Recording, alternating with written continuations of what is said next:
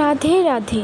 আজ হচ্ছে আমাদের বাড়িতে কীর্তন, তাই সকল ভক্তদের আজ আমরা একটু ভোগ জল এসব আর কি খাওয়াবো। তো সেটারই প্রস্তুতি চলছে। তো চলো তোমরা দেখে নাও একটু। কি মিষ্টি না, ওর নাম সত্যি মিষ্টি। আর এই যে গোবিন্দকে এখানে বসানো হয়েছে, আর এদিকে চলছে তোড়জোড়, কেন সকলকে খাওয়াতে হবে তো। তাই আমি একটু হাতে হাত লাগিয়ে দিলাম, সকলের সাথে হেল্প করলাম একটু, কেননা ভক্তদের খাওয়ানোর মধ্যে একটা আলাদাই শান্তি থাকে। কি ঠিক বললাম তো? তাই আস্তে আস্তে সব প্লেটগুলো আমরা সাজিয়ে নিচ্ছিলাম। আর এইটা হলো আমার বাবা, এইটা হলো আমার কাকা, আর ওই যে যে প্লেট সাজাচ্ছে ওইটা হলো আমার মামা। একটু একটু করে সাজাতে সাজাতে কি সুন্দরভাবে সব প্লেটগুলো সাজানো হয়ে গেছে দেখো। আর এদিকে সকল ভক্তরাও চলে এসেছে। আমাদের না একটা নিয়ম আছে, সকলকে পা ধুইয়ে তারপর ঘরে ঢোকাতে হয়। তাই ছোট মা আর ছোট ঠাম্মা সবার পাগুলো ধুয়ে নিল। এদিকে মা জলের ধারা দিয়ে সকলকে ঘরে ঢোকালো। কালকের সন্ধ্যেটা না খুব মিষ্টিভাবে কেটেছে।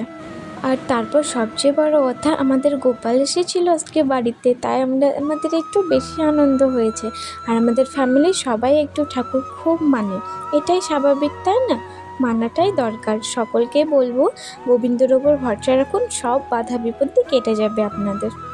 খুব সুন্দরভাবে কীর্তন করছিল এনারা, তো তোমরাও একটু শুনে নাও।